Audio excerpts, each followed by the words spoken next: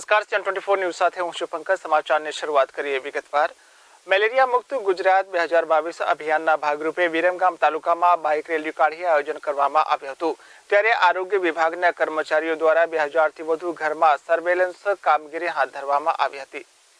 Malaria મુક્ત ગુજરાત 2022 અભિયાનના ભાગરૂપે વિરમગામ તાલુકા હેલ્થ ઓફિસ, વિવિધ પ્રાથમિક આરોગ્ય કેન્દ્ર, અર્બન હેલ્થ સેન્ટરના અધિકારીઓ કર્મચારીઓ દ્વારા બાઇક રેલી કાઢવામાં આવી હતી।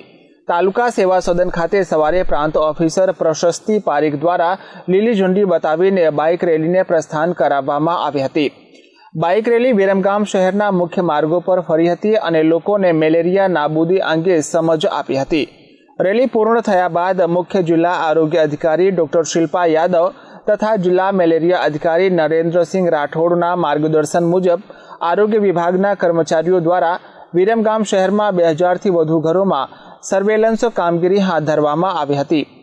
આ કાર્યક્રમમાં taluka health officer doctor Viral Vaghela, જિલ્લા IIC officer Vijay Pandit, TIECO SL Bhagor, taluka supervisor KM Makwana, Neelkanth Vasukiya, Gauriben Makwana, પ્રાથમિક આરોગ્ય કેન્દ્રના મેડિકલ ઓફિસરો, આયુષ મેડિકલ ઓફિસરો, સુપરવાઇઝરો સહિત મોટી સંખ્યામાં આરોગ્ય કર્મચારીઓ ઉપસ્થિત રહ્યા હતા। Taluka health officer doctor Viral વાઘેલાએ જણાવ્યું હતું કે વાહકજન્ય રોગ જેવા કે મેલેરિયા, ડેન્ગ્યુ, ચિકનગુનિયાના નિદાન માટે તાવ એ રોગનું મુખ્ય ચિહ્ન છે। તાવના ચિહ્ન ધરાવતા રોગના દર્દીનું સમયસર નિદાન કરીને સંપૂર્ણ સારવાર પૂરી પાડવામાં આવે તો લાભાર્થીને પડતી શારીરિક અને આર્થિક મુશ્કેલીમાંથી મુક્તિ અપાવી શકાય તેમ છે। હાલમાં રાજ્યમાં આરોગ્ય કાર્યકરો દ્વારા પખવાડિક સર્વેલન્સની કામગીરી હાથ ધરવામાં આવે ત્યારે જન સમુદાયમાં રહેલ તાવના કેસ અંગેની જાણ થાય છે। સર્વેલન્સ દરમિયાન વ્યક્તિ હાજર ન હોય તો તાવના કેસનું રિપોર્ટિંગ થઈ શકતું નથી। 104 ફીવર હેલ્પલાઇન કાર્યાન્વિત થતા ફોન કોલ દ્વારા થતા રિપોર્ટિંગની મદદથી તાવના કેસના દર્દી સુધી 24 કલાકની અંદર પહોંચીને દર્દીને સંપૂર્ણ સારવાર આપવામાં આવશે। વિરમગામ શહેરમાં મેલેરિયા મુક્ત ગુજરાત 2022 અંતર્ગત બાઇક રેલી કાઢવામાં આવી હતી। રેલી પૂર્ણ થયા પછી આરોગ્ય વિભાગના કર્મચારીઓ દ્વારા 2000 થી વધુ ઘરોમાં સર્વેલન્સ કરીને પોરાનાશક કામગીરી કરવામાં આવી હતી અને લોકોને મેલેરિયાથી બચવાના ઉપાયો સમજાવવામાં આવ્યા હતા। Piyush Gajjar, CN24 news, Viramgam. ભરૂચના વોર્ડ નંબર 4માં આવેલ સોસાયટીઓમાં રોડ, રસ્તા, લાઇટ, સફાઈ જેવી સુવિધા આપવામાં તંત્રની નિષ્ફળતા સામે સ્થાનિકોએ જિલ્લા સમાહર્તાને આવેદન આપી રજૂઆત કરી હતી। ભરૂચ જિલ્લા સમાહર્તાને ભરૂચ નગરપાલિકાના વોર્ડ નંબર 4ના જલારામ સોસાયટી તેમજ સર્વોદય નગરના લોકોએ આવેદન આપી રજૂઆત કરી હતી કે છેલ્લા કેટલાય સમયથી તેઓના વિસ્તારમાં રોડ, રસ્તા, લાઇટ, સફાઈ જેવી સુવિધાઓ આપવામાં તંત્ર નિષ્ફળ નીવડ્યું છે। સ્થાનિકોએ આક્ષેપ કર્યા હતા કે છેલ્લા કેટલાય સમયથી પાલિકાના ચૂંટાયેલા સભ્યોને વારંવાર રજૂઆત કરવા છતાં તેઓના વિસ્તારના રહીશોની વાત કોઈ સાંભળવા તૈયાર નથી, જેના કારણે ચોમાસા સામેના સમયમાં લોકોને ભારે તકલીફનો સામનો કરવાનો વારો આવ્યો છે। ભરૂચ પાલિકાના અપક્ષ સભ્ય મનહર પરમારની આગેવાનીમાં વોર્ડ નંબર 4ની જલારામ સોસાયટી અને સર્વોદય નગરના રહીશોએ જિલ્લા સમાહર્તાને આવેદનપત્ર પાઠવી રોડ, રસ્તા, લાઇટ, સફાઈ જેવી સુવિધાઓ આપવા અંગે રજૂઆત કરી હતી અને જો વહેલી તકે નિરાકરણ નહીં આવે તો પાલિકાને તાળાબંધી કરવાની ચીમકી પણ ઉચ્ચારવામાં આવી હતી। વોર્ડ નંબર 4ના જલારામ સોસાયટી તેમજ સર્વે સોસાયટીના રહીશો જે અહીંયા રસ્તો છે એ એક જ ચોમાસામાં ધોવાઈ ગયો છે અને એકદમ ખારા પડી ગયા, ભૂવા પડી ગયા છે। સ્થાનિક કાઉન્સિલરને ફક્ત ભ્રષ્ટાચારમાં રસ હોય અહીંયા જોવા પણ આવતા નથી ને આ લોકો પર તે ઓળવાનું વર્તન રાખવામાં આવે છે। જો ટૂંક સમયમાં આ રોડના રસ્તાને નહીં બનશે તો અમે નગરપાલિકાને તાળા મારી દઈશું ને એની સંપૂર્ણ જવાબદારી નગરપાલિકાના વહીવટી અધિકારી રહેશે। ચોમાસાનો પહેલો જ વરસાદ અને અમારા ઘર પાસે એટલી બધી તકલીફ, પાણી બધું ભરાઈ ગયું છે કે ભૂવા પડી ગયા છે। આ ખાડા ખોદીને ગયા તો એટલા બધા ભૂવા પર કે છોકરાઓ પડી જાય છે અને કેટલા પબ્લિકો પડી ગઈ છે પણ ત્યાં નગરપાલિકાના કાઉન્સિલરો કે કોર્પોરેટરો જોવા આવ્યા નથી કે પૂછવા પણ નથી આવ્યા કે ત્યાંની પરિસ્થિતિ શું છે, જલારામની કે સર્વોદયની। બધી પબ્લિક હાહાકાર મચાવે છે તો પણ અમને રાજ સક્કરભાઈની પેટનું પાણી નથી હાલતું કે અમે આવીને જલારામ ધામની કે સર્વોદયની વ્યવસ્થા કરીએ, આપણે કે જોવા આવીએ કે રસ્તામાં શું છે। પ્રમુખ અમારા જલારામ ધામના પ્રમુખ પ્રત્યે બી કોઈ જવાબદારી છે નહીં, અમે અમારી જાત પર આવેલા છે। Haroon Patel, CN24 news, Bharuch. મહેસાણામાં પાટીદાર યુવાનના કસ્ટોડિયલ ડેથ મામલે સીબીઆઈ તપાસ કરી માર મારનાર પોલીસ અધિકારી સામે કડક પગલાં લેવાની માંગ સાથે આજે વડોદરા શહેર કોંગ્રેસ દ્વારા કલેક્ટર કચેરી ખાતે ધરણા યોજવામાં આવી હતી. મહેસાણા કસ્ટડીમાં પાટીદાર યુવકને પોલીસે માર મારતા યુવકનું મોત થતાં સરકાર ભીંસમાં મુકાઈ જવાની સ્થિતિમાં મુકાઈ ગઈ છે. આ ઉપરાંત આ મામલે ભાજપ અને કોંગ્રેસ ઝંપલાવતા રાજકારણમાં ગરમાવો આવી ગયો છે.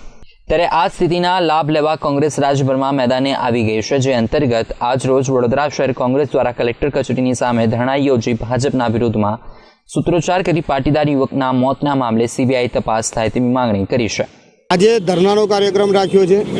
પાટીદાર સમાજને જે રીતે અન્યાય થઈ રહ્યો છે, પાટીદાર સમાજના યુવાનને જે રીતે પોલીસ કસ્ટડીમાં મૃત્યુ થયું હોય અને આજે એક વિષય મોટો બન્યો હોય તો સીબીઆઈ તપાસ તાત્કાલિક આપીને એને ન્યાય, આ સમાજને ન્યાય આપવો જોઈએ, એના કુટુંબ પરિવારને ન્યાય આપવો જોઈએ. પણ ભારતીય જનતા પાર્ટી પોતાની મનમાની ઘણા ટાઈમોથી પાટીદાર સમાજથી અન્યાય કરી રહી છે, પાટીદાર સમાજને દબાવવાની વાત કરી રહી છે. Bureau report CN24 news. Congress શાસિત કેશોદ તાલુકા પંચાયત પર ભાજપનો કબજો જમાવવાનું સ્વપ્ન રોડાઈ ગયું છે. કેશોદ તાલુકા પંચાયત પ્રમુખ પર મુકાયેલી અવિશ્વાસની દરખાસ્તની બેઠક મળતા આજરોજ કોંગ્રેસ શાસિત 11 સભ્યોમાંથી 7 સભ્યો હાજર રહી દરખાસ્ત મૂકનાર તથા વિરોધ પક્ષ ભાજપના 11 સદસ્યો ગેરહાજર રહેલ. કોંગ્રેસના ગેરહાજર રહેલ 4 બળવાખોર સભ્યોએ વિપનો અનાદર કરેલ છે, જેને આગામી દિવસોમાં પાર્ટી પક્ષાંતર વિરોધ પગલાં લેવાના દ્વાર ખુલ્લા રાખેલ છે. અન્ય સભ્યોમાં જિજ્ઞાસાબેન વાળા પ્રમુખ પદે ચાલુ રાખેલ છે.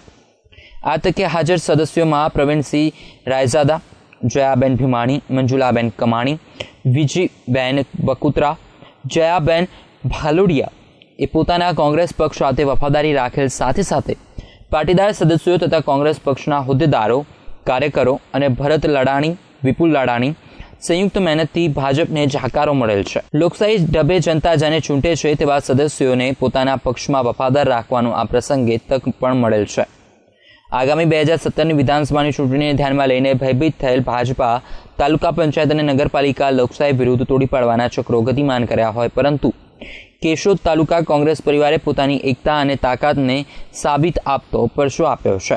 કેશોદ પાસ કન્વીનર ભરત લાડાણી આજરોજ કેશોદ તાલુકા પંચાયતના પ્રમુખની સામે અવિશ્વાસની દરખાસ્તનો જે એજન્ડા બહાર પાડી અને જે મિટિંગ બોલાવવામાં આવી હતી તેમાં અવિશ્વાસની દરખાસ્ત મૂકનાર એક પણ સભ્ય હાજર ન રહી અને સામા પક્ષે 7 સભ્યો હાજર રહી અને અવિશ્વાસની દરખાસ્ત ઉડાડેલી છે.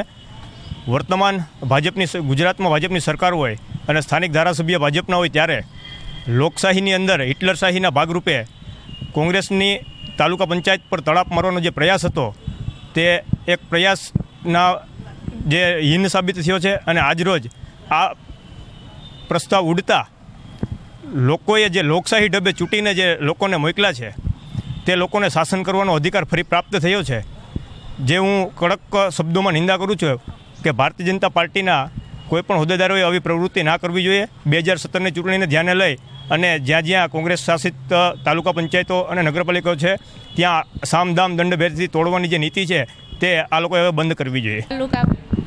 કેશોદ તાલુકા પંચાયતના પ્રમુખ જિજ્ઞાસાબેન વાળા જે મારી ઉપર અવિશ્વાસ મૂકવામાં આવેલ છે એ ઉડી ગઈ. ભાજપના સપના અધૂરા રહી ગયા. ગત તારીખ 19/5/2017ના રોજ તાલુકા પંચાયતના 13 સદસ્યોએ તાલુકા પંચાયતના વર્તમાન પ્રમુખ જિજ્ઞાસાબેન જયંતિભાઈ વાળા સામે અવિશ્વાસની દરખાસ્તની નોટિસ અત્રેની કચેરીમાં રજૂ કરેલ. ગુજરાત પંચાયત અધિનિયમ 1993ની કલમ 70 અન્વયે પ્રમુખશ્રીને પંચાયત અવિશ્વાસની પ્રસ્તાવની નોટિસ મળીએ દિવસ 15માં સભા બોલાવવા માટે જાણ કરવામાં આવેલ, જે અન્વયે તારીખ 1ના રોજ પ્રમુખશ્રીએ અવિશ્વાસ પ્રસ્તાવની નોટિસ માટે એજન્ડા કાઢવા સૂચના આપેલ અને એજન્ડા કાઢવામાં આવેલ, જે અન્વયે આજરોજ તારીખ 12/6ના રોજ મિટિંગ બોલાવવામાં આવેલ, જેમાં કુલ 8 સદસ્ય હાજર રહેલ. એ પૈકી શિલ્પાબા જયદેવસિંહ સોલંકી મિટિંગની કાર્યવાહી શરૂ થયા બાદ સભાસ્થળ છોડી ગયેલા. હાજર અને કેવજરાના સદસ્ય જયાબેન રામચંદ્ર ભાલોડિયા મિટિંગની કાર્યવાહી શરૂ થયા પછી સભાસ્થળમાં હાજર થયા. આ બધા સમક્ષ અવિશ્વાસ પ્રસ્તાવની જે નોટિસ હતી એ બાબતે ચર્ચા કરવામાં આવી. સોંદરણાના સદસ્યો શ્રી પ્રવીણસિંહ કેશુભા રાયજાદાના અધ્યક્ષસ્થાને આજની મિટિંગની કાર્યવાહી શરૂ કરવામાં આવી. વિરોધ પક્ષના કોઈ પણ જેઓએ પ્રસ્તાવ રજૂ કર્યો તો એ કોઈ પણ હાજર ન રહેલો હોય. હાજર રહેલા 7 સદસ્યોએ પ્રમુખ સામે વિશ્વાસ જાહેર કરેલો છે. અવિશ્વાસ પ્રસ્તાવની નોટિસની વિરુદ્ધમાં મતદાન કરેલ છે. આ અવિશ્વાસ પ્રસ્તાવ 7 વિરુદ્ધ 0 મતે ઉડી ગયેલ છે. ખીમાનંદભાઈ ઘુસર, ઉપપ્રમુખ, તાલુકા પંચાયત કેશોદ. કેશોદ તાલુકા પંચાયતમાં ઘણા સમયથી તાલુકા પંચાયતના પ્રમુખ પતિનો ગેરવહીવટ, મનસ્વી વહીવટ અને જિલ્લા પંચાયતના પણ પદાધિકારીઓની એમાં મિલીભગતને કારણે તાલુકા પંચાયતના વિકાસની વાત ખોરંભે ચડેલી. આ અનુસંધાને પાર્ટીના મોવડી મંડળને અવારનવાર મેં રજૂઆત કરેલી, પણ કોઈ ઠોસ પરિણામ ન આવતા અમે ના છૂટકે મેં નારાજ થઈ અને મારી નૈતિક જવાબદારી સ્વીકારી અને થોડા સમય પહેલાં તાલુકા કોંગ્રેસના પ્રમુખ તરીકે મેં રાજીનામું આપી અને આત્માના અવાજ મુજબ અને સૈદ્ધાંતિક અને સત્યની સાથે ચાલવાના નિર્ધારથી મેં અવિશ્વાસનો પ્રસ્તાવ અમે 6 કોંગ્રેસના, 6 ભારતીય જનતા પાર્ટીના અને 1 અપક્ષ મળી 13 સભ્યોએ અમે અવિશ્વાસનો પ્રસ્તાવ મૂકેલો. જે અનુસંધાને આજે 12/6/17 રોજ 11:30 કલાકે આજે અવિશ્વાસના પ્રસ્તાવની ચર્ચા માટે સભા મળેલી. પરંતુ અમારા 2 સભ્યો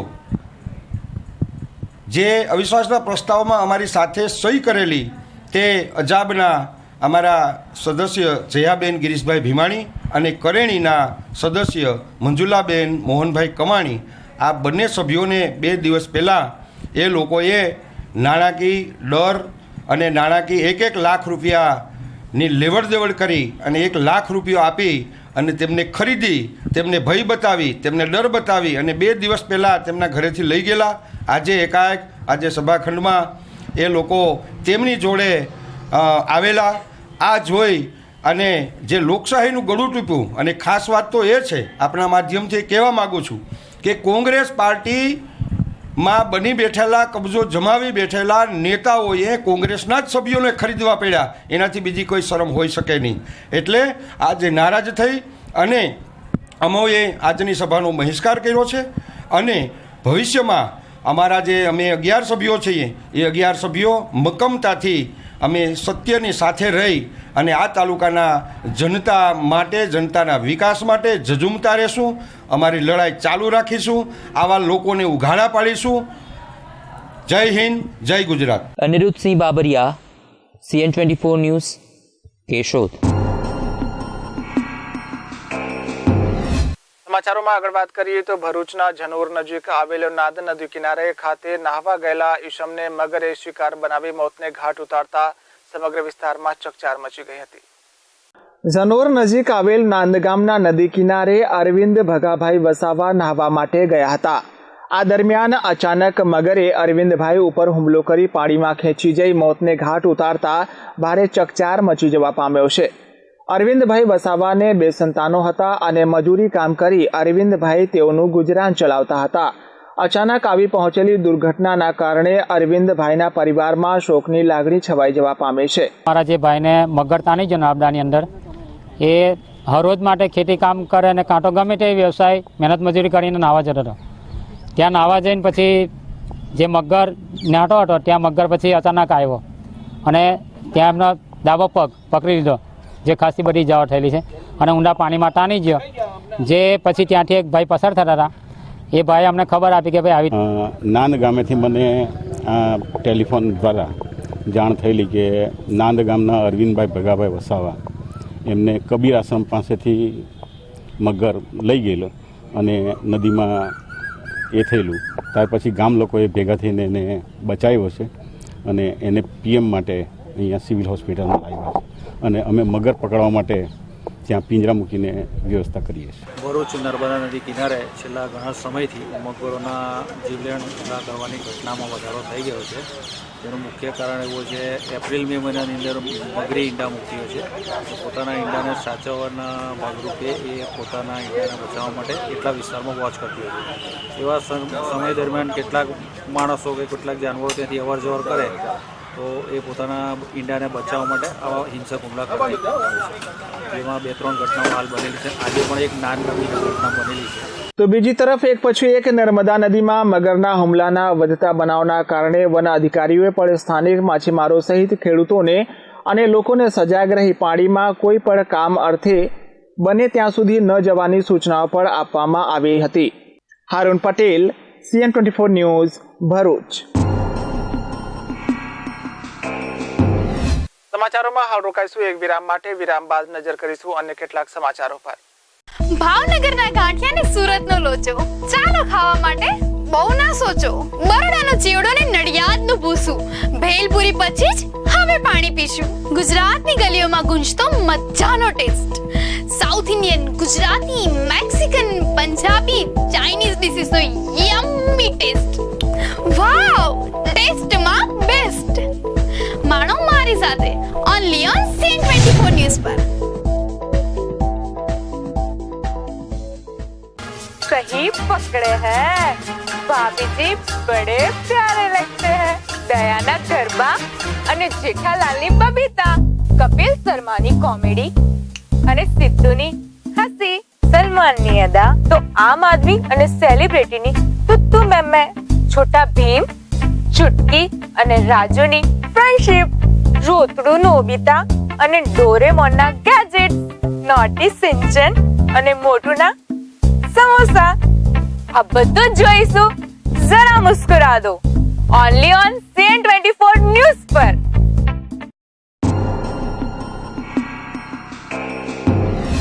વિરામ બાદ આપનું સ્વાગત છે. હિંમતનગર માર્કેટ યાર્ડમાં ખેડૂતોએ યોગ્ય ભાવ ન મળતા ખેડૂતોએ હોબાળો મચાવ્યો હતો અને મગફળીની હરાજી પણ બંધ કરાવી માર્કેટ યાર્ડના સેક્રેટરીને જઈ પોષણક્ષમ ભાવ મળી રહે તે માટે રજૂઆત કરી હતી.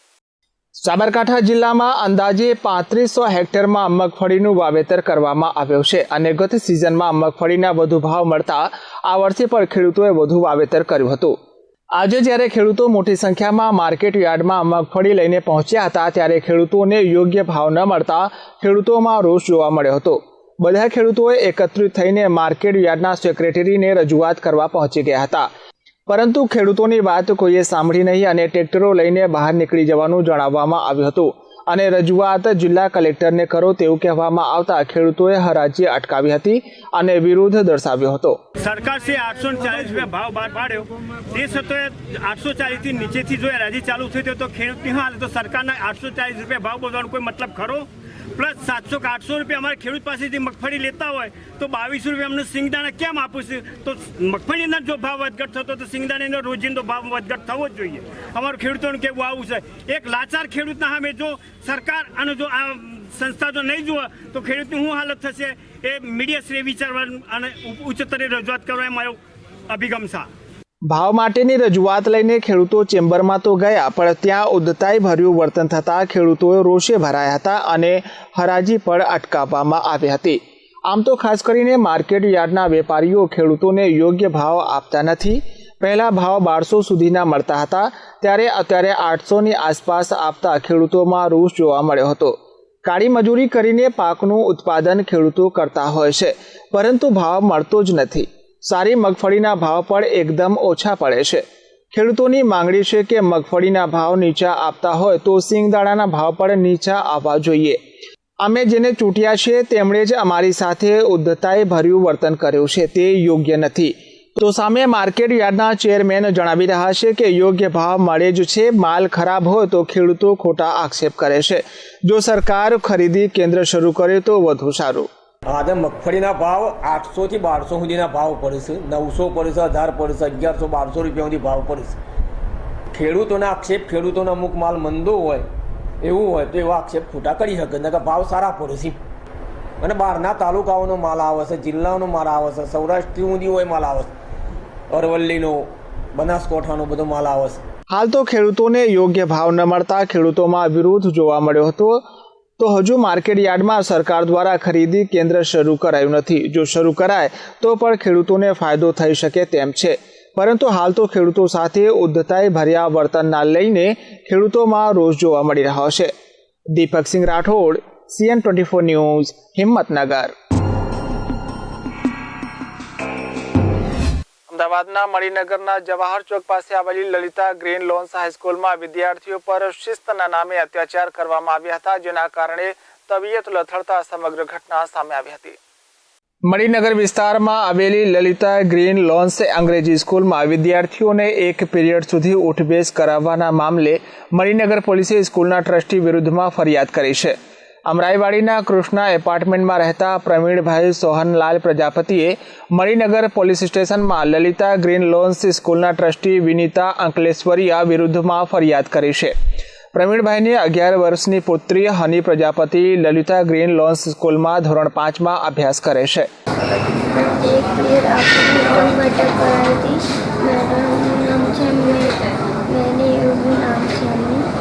અને એ છે ને 1 પ્લેટ્સ કરી ગઈ હતી એટલે કરાવી કે તમે 1 પ્લેટ્સ કેમ કરી ના. મેં કહ્યું ટીચરને કે ટીચર મારે એ ફોડલી થઈ છે. ટીચર કે ફોડલી હોય તો એ કરી શકાય. સમગ્ર ઘટનામાં સ્કૂલમાં વિદ્યાર્થીનીઓ માટે 2 ચોટલી વાળીને જવાનો નિયમ છે. હની પણ રોજ 2 ચોટલી વાળીને સ્કૂલમાં જતી હતી, પરંતુ તેના કપાળના ભાગે ગુમડું થતાં ગઈકાલે તે 1 ચોટલી વાળીને સ્કૂલમાં ગઈ હતી.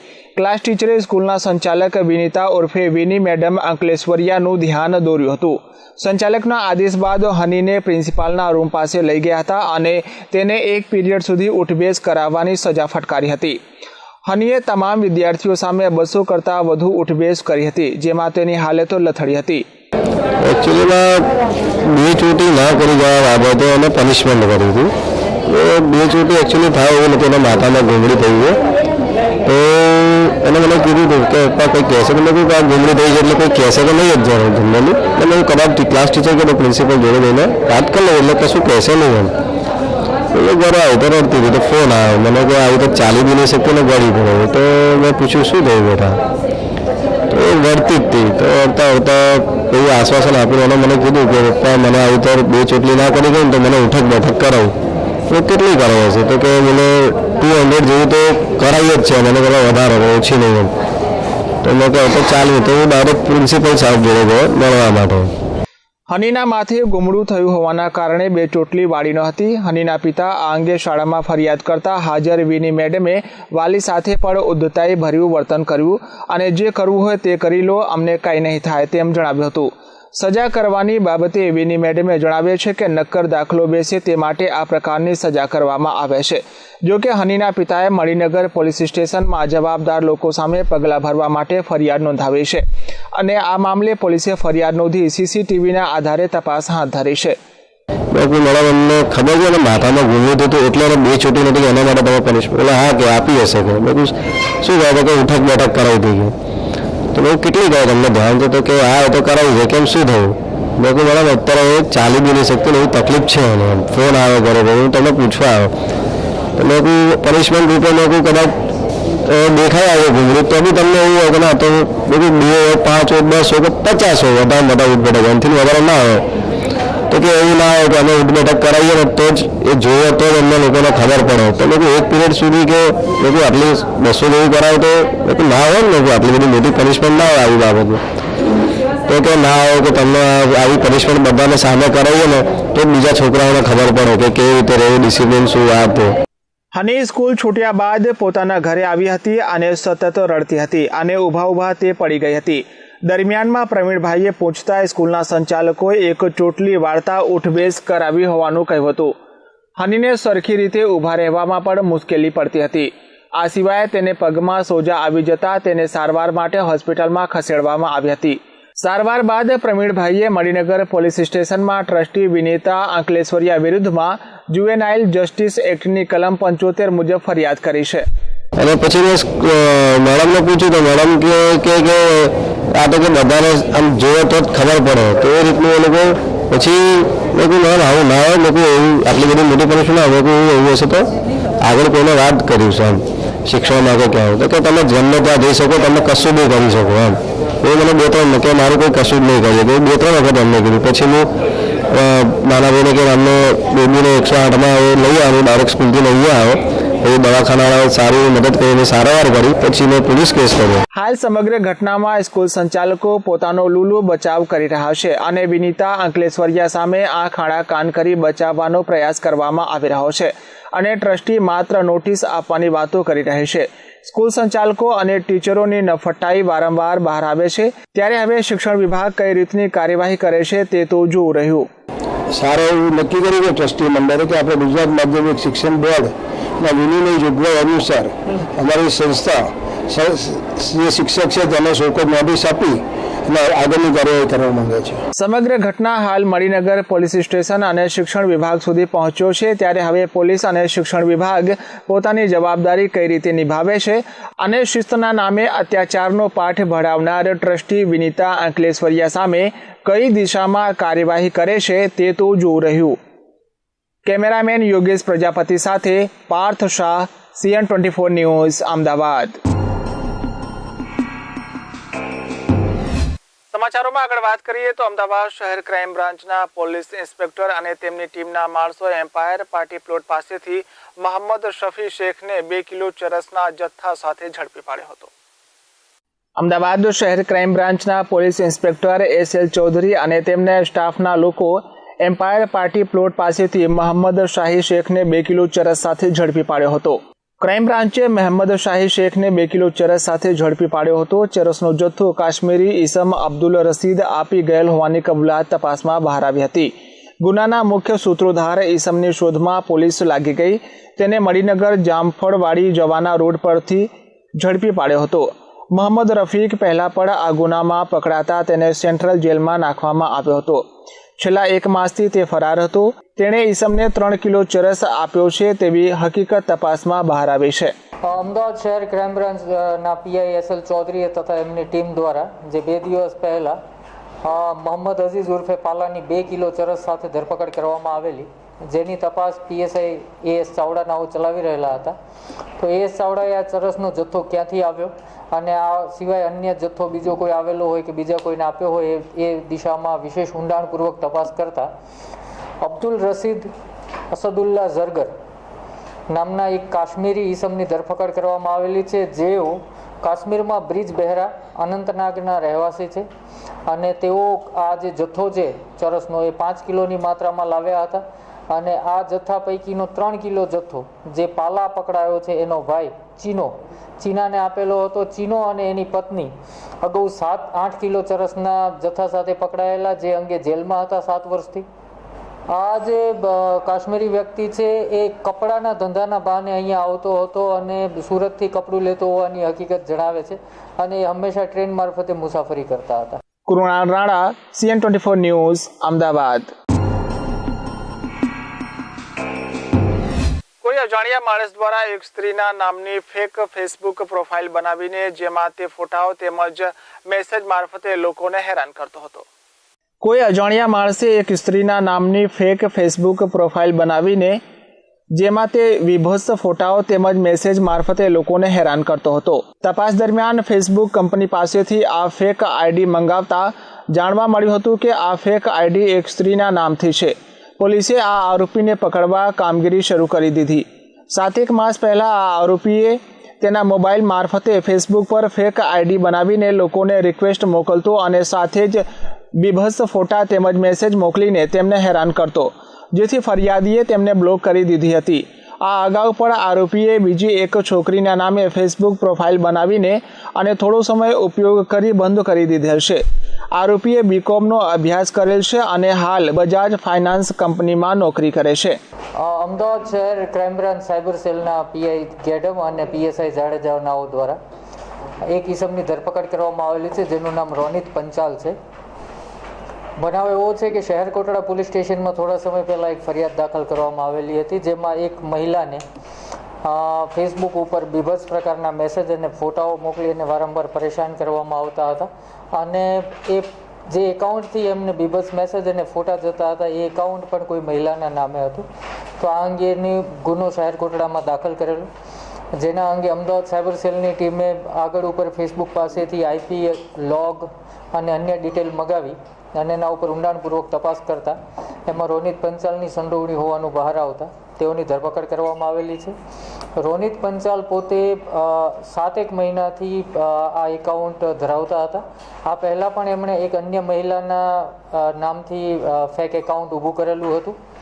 સોશિયલ મીડિયામાં એક વસ્તુની તકેદારી હંમેશા રાખવી જોઈએ કે કોઈ પણ અનનોન મેલ કે ફિમેલ કોઈ સાથે મિત્રતા કેળવવી નહીં જોઈએ. પોતાની ખાનગી વાતો ક્યારેય કોઈ સાથે શેર ન કરવી જોઈએ અને સોશિયલ મીડિયા અથવા તો વર્ચ્યુઅલ વર્લ્ડમાં કોઈનો ભરોસો કરવો જોઈએ નહીં. Krunal Rana, CN24 news, Ahmedabad. ભરૂચ શહેર જિલ્લા કોંગ્રેસ સમિતિ દ્વારા મહેસાણા તાલુકા પોલીસ સ્ટેશનની કસ્ટડીમાં યુવાનનું મૃત્યુ અંગે તટસ્થ તપાસ અને ન્યાયની માંગ સાથે જિલ્લા સમાહર્તાને આવેદન આપી રજૂઆત કરી હતી. ભરૂચ શહેર અને જિલ્લા કોંગ્રેસ સમિતિ દ્વારા ભરૂચ જિલ્લા સમાહર્તાને આવેદન આપીને મહેસાણા તાલુકા પોલીસ સ્ટેશનની કસ્ટડીમાં યુવાનના મૃત્યુ અંગે રજૂઆત કરી જણાવ્યું હતું કે મૃતકના બીજા પોસ્ટમોર્ટમની નકલ તાત્કાલિક મૃતકના પરિવારજનોને આપવામાં આવે તેમજ પોલીસ અધિકારીઓ સામે પગલાં લઈ 302 સહિતની કલમો લાગુ કરવામાં આવે અને સમગ્ર બાબતની તપાસ CBI દ્વારા તટસ્થ કરવામાં આવે તેવી માંગ કરવામાં આવી હતી. આ પ્રસંગે શહેર કોંગ્રેસના આગેવાન હેમેન્દ્ર કોઠીવાલા, મહિલા પ્રમુખ ધ્રુતા રાવલ, પાલિકા સભ્ય સલીમ અમદાવાદી, કોંગ્રેસી નેતા જુબેર પટેલ, નિખિલ શાહ, રાધે પટેલ, ધીરેન કટારિયા સહિતના નેતાઓ ઉપસ્થિત રહી જિલ્લા સમાહર્તાને આવેદનપત્ર આપી સમગ્ર બાબત અંગે જણાવ્યું હતું. મહેસાણા ડિસ્ટ્રિક્ટની 1 જૂનની જે ઘટના છે, કેતનભાઈ પટેલ નામના યુવાનનું જે અપમૃત્યુ પોલીસ કસ્ટડીમાં થયેલ છે, એને અમે ભરૂચ શહેર કોંગ્રેસ અને જિલ્લા કોંગ્રેસ વતી સખત શબ્દોમાં વખોડી કાઢીએ છીએ. એમને પોલીસ દમન ગુજારીને અપમૃત્યુ જે કરેલ છે પોલીસ દ્વારા કસ્ટડીમાં 1 જૂનના દિવસે લઈ જઈને અને એમને ઢોર માર મારીને અને 2 દિવસ કોઈ પણ FIR કે ગુના વગર એમને પૂરી રાખ્યા અને જબરદસ્તી ગુનો કબૂલવાની એમને ફરજ પાડી, છતાં પણ તેઓએ કબૂલ્યું નહીં અને 5મી જૂનના દિવસે એમનું મૃત્યુ થયેલું અને તે છતાં પણ FIRમાં 39 ઘાના નિશાનો ડૉક્ટર દ્વારા પંચનામા દ્વારા બહાર આવ્યા છે અને એમાં જે પોલીસ અધિકારીઓ દ્વારા દમણ ગુજારીને એને જે માર મારવામાં આવેલો છે એની પણ 302 હેઠળ ધરપકડ કરી અને એમને જે કંઈ કાયદાકીય તપાસ હાથ ધરવી જોઈએ. Haroon Patel, CN24 news, Bharuch. ભારતની પ્રથમ ક્વિક સર્વિસ રેસ્ટોરન્ટ પૈકીની એક નિયોપોલિટન પિઝાએ આજે જાહેરાત કરી હતી કે તેણે QSR સેગમેન્ટમાં વધુને વધુ યુવા સાહસિકોને આકર્ષવા માટે સ્મોલ આઉટલેટ મોડેલ રજૂ કર્યું છે. VO1 નિયોપોલિટન પિઝા લિમિટેડના ચેરમેન અને મેનેજિંગ ડિરેક્ટર મુકુદ પુરોહિતે જણાવ્યું કે હાલના વિસ્તરણમાં પ્રોજેક્ટ માટે નિયોપોલિટન નવી સ્થળો મેળવ્યા છે, જેમ કે ભરૂચમાં ચાઇનોક્સ મોલ, વડોદરામાં વડોદરા ST ડેપો, વાસણા અને કારેલી બાગ. વધુમાં જણાવ્યું હતું કે ગુજરાત અને મહારાષ્ટ્રમાં 7 નવા આઉટલેટ્સ ખોલવામાં આવશે. સૌથી ઝડપથી વૃદ્ધિ કરતી ડાઇન ઇન ટેક અને OSR 80 લાખથી વધુ ગ્રાહકોને સેવા આપે છે. OSR કંપની ભરૂચ, વસઈ, પુણે, જલગાંવમાં તથા વડોદરામાં 3 વધુ આઉટલેટ શરૂ કરી રહી છે. આ ઉપરાંત ચાલુ મહિને 19મીએ ઓર્લાન્ડો, ફ્લોરિડા ખાતે નિયોપોલિટનનું પ્રથમ આઉટલેટ ખોલવામાં આવશે. Krunal Rana, CN24 news, Ahmedabad. તો આ સાથે સમાચાર અહીં સમાપ્ત કરીશું. વધુ સમાચારો અને માહિતી માટે આપ જોતા રહો CN24 ન્યૂઝ. નમસ્કાર.